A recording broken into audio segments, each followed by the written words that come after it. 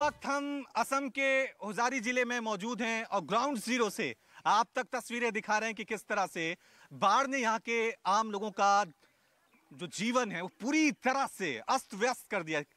ठीक 4 से 5 दिन पहले सब कुछ ठीक चल रहा था। इस वक्त मैं गांव में देखिए इस नाव के जरिए जाने की कोशिश कर रहा हूं और आपको दिखाने की कोशिश कर रहा हूं। मैं चाहूंगा कि वो घर दिखाएं। वो घर देखिए, बिल्कुल हम उस घर के करीब है जो घर पूरी तरह से डूबा हुआ है और बहुत गरीब लोग यहाँ पे रहते हैं, क्योंकि आप अंदाजा लगा सकते हैं मिट्टी और बांस के घर यहाँ पर बने हुए हैं और लाखों की आबादी इसी तरह से इस रोड से आगे गुजरते हुए यहाँ पे आपको नजर आ जाएगी।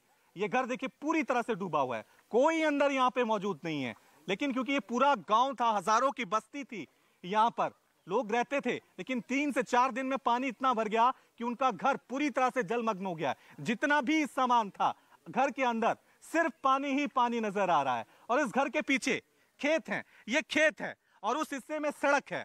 लेकिन आज एक ही चीज असम के इन 20 जिलों में नजर आ रही है, वो है सैलाब।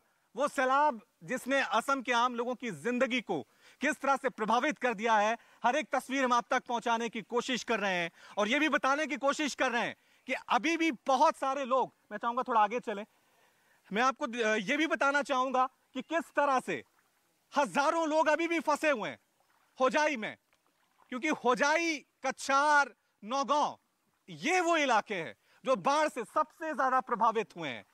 क्योंकि आप इससे अंदाजा लगा सकते हैं, गुवाहाटी की बात करें वहां पे इतना ज्यादा प्रभाव नहीं पड़ा है, बारिश हो रही है, लेकिन ये वो इलाके हैं जो पूरी तरह से डूब चुके हैं।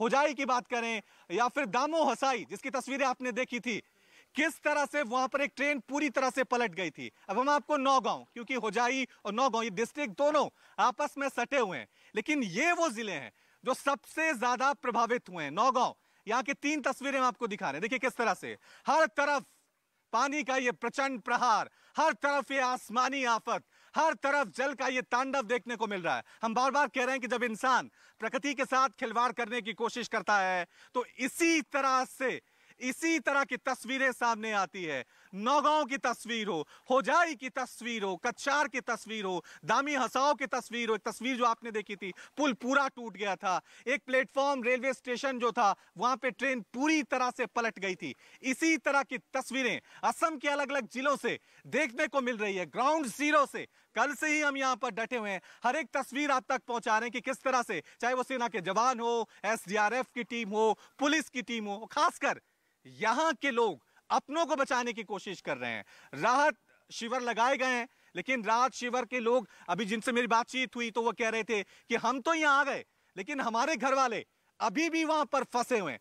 तो डर और भय एक बना हुआ है अभी भी कि हम तो सुरक्षित पहुंच गए, लेकिन लाखों लोग जो इस सड़क के उस पार रह रहे हैं, जो अभी भी फंसे हुए हैं, उनका क्या होगा? क्या वो सुरक्षित जगह पर पहुंच गए? ये तस्वीरें देखिए नौगांव की, किस तरह से भारी पानी का सैलाब, जल प्रहार देखने को मिल रहा है। और ये एक तस्वीर किसी एक जिले, किसी एक जगह की नहीं है। असम के 20 जिले, कछार, नौगांव, दामी हसाओ, जितने भी जिले हैं उनमें इसी तरह की तस्वीरें देखने को मिल रही है। आम लोग, ये देखिए, ये सब्जी लेके जा रहे हैं, ये तस्वीरें ये देखिए किस तरह से आम लोग अपने जिंदगी की जरूरी चीजें इसी बाढ़ के बीच से, पानी कमर तक पहुंचा हुआ है, उसको ले जाते जा रहे हैं। नौगांव में काफी बाढ़ प्रभावित एरिया है, तो वहां पर पानी का आप बहाव देख सकते हैं, अंदाजा लगा सकते हैं कि किस तरह से वहां पर जो कपिली नदी है उसका जलस्तर डेंजर लेवल से जब ऊपर पहुंचा तो नौगांव के कई इलाके पानी में पूरी तरह से डूब गए हैं। यहां पर कुछ स्थानीय लोग भी हैं, उनसे भी हम बातचीत करने की कोशिश करेंगे कि पिछले 4 से 5 दिनों में जब बाढ़ ने यहां पर विकराल रूप धारण कर लिया है तो उससे अंदाजा लगा सकते हैं कि इनके जीवन पर क्या असर पड़ा। मैं चाहूंगा इधर आए आप, बताइए क्या हालात है अभी यहाँ पे? अभी हालात बहुत खराब है। हमारा घर कोपली का बगल में है। हम कल आया सब्जी लेने के लिए, 5 किलोमीटर दूर से आया, पानी से आया, बोट भी नहीं मिला, नौका भी नहीं मिला।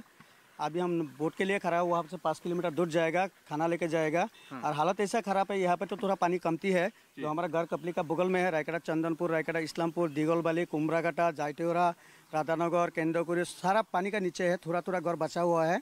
अभी ऐसा हालत है, सरकार भी कुछ नहीं कर रहा है। सरकार थोड़ा बोट दिया है, वो आदमी लाने के लिए, खाना वाना कुछ नहीं मिल रहा है।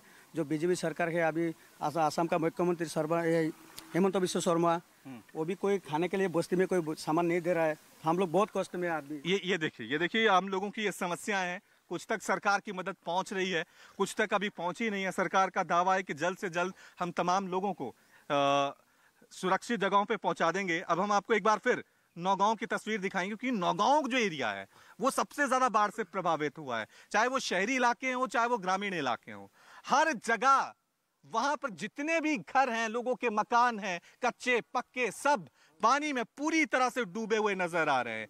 होजाई में भी इसी तरह की तस्वीरें जहां मौजूद है, क्योंकि अभी हम अगर कोशिश करेंगे रिस्क लेने की, इस हिस्से में हो सकता है 40 फीट गहरा पानी हो, यानी कि जल समाधि यहाँ पे हो जाएगी।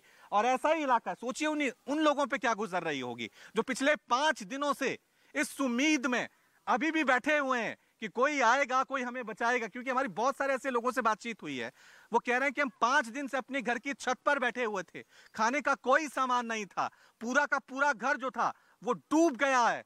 और सेना की मदद आ रही है, लेकिन सेना, क्योंकि लाखों की संख्या है यहाँ पर, 20 जिले हैं, 2 लाख से ज्यादा लोग यहाँ पे रह रहे हैं, तो एकदम से सभी लोगों को सुरक्षित नहीं पहुंचाया जा सकता। ये भी डिमांड यहाँ के स्थानीय लोगों से की जा रही है कि जल्द से जल्द यहाँ पे वायुसेना की मदद जो है वो ली जा रही है और कोशिश की जाए कि वायुसेना यहाँ पे पहुंचे और लोगों को जल्द से जल्द एयरलिफ्ट की जाए।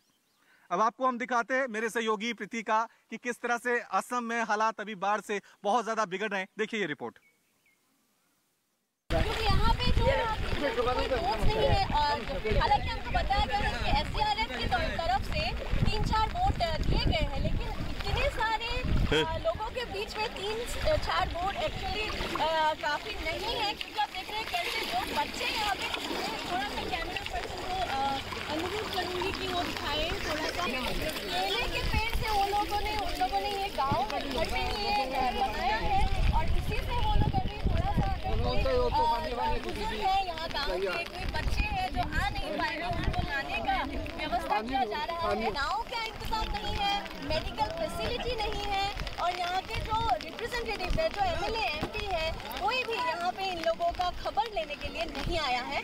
और ये लोग अभी भी रुके हुए हैं कि कोई तो आएगा जो इन लोगों का खबर लेगा और इन बाढ़ पीड़ित के लिए कुछ ना कुछ सहायता उन लोगों की तरफ से वो लोग रखेंगे। सारे लोग और उनके घर पे रखे हुए गाय भैंस बकरी सब उनको लेके जाना पड़ रहा है। जो कोई लेके नहीं जा पा रहे हैं उनको वहीं पे छोड़ना पड़ रहा है, और बहुत सारे गाय भैंस बकरी अभी खो भी गए हैं। हेल्प मतलब आपका न्यूज चैनल में दिखाया जाता है, हेल्प होना चाहिए, लेकिन ग्राउंड लेवल में कुछ नहीं होता है। आप देखिए गौ माता बचाओ, ये देखिए आप लोग रास्ते से जा रहे हैं, कोई हेल्प नहीं हो रहा है सरकार की तरफ से। सिर्फ खेत की बाड़ी ही नहीं, इसमें से बहुत सारी जीव जंतु की वजह से भी बहुत सारा नुकसान हुआ है। तो अभी ये लोग रुके हुए हैं कि कोई ना कोई तो आएगा, जो सरकार के प्रतिनिधित्व करके वो लोग आएंगे और कुछ जो इन लोगों को सहायता करेंगे, चाहे मेडिकल फैसिलिटी हो, चाहे वो कुछ मेडिकल से पहले रेस्क्यू टीम आना चाहिए। इधर बहुत रेस्क्यू टीम नहीं आया है, अभी तक रेस्क्यू टीम नहीं आया। बहुत आदमी पानी के नीचे, उधर है आपका मतलब उधर साइड का तो पूरा पानी के नीचे है, उधर आदमी निकला है कि नहीं हम लोग को कंफर्म नहीं है।